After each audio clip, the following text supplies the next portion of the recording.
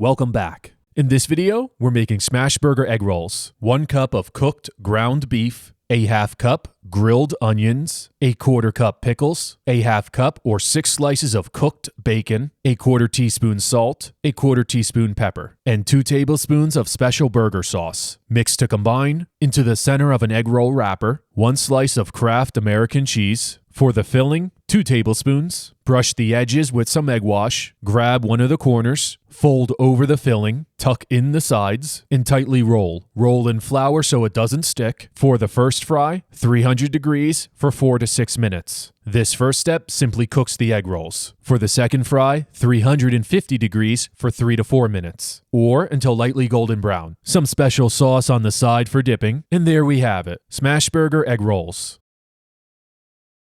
That's it for today, guys. Drop a like and a comment below. Subscribe if you're new. I'll see you next time.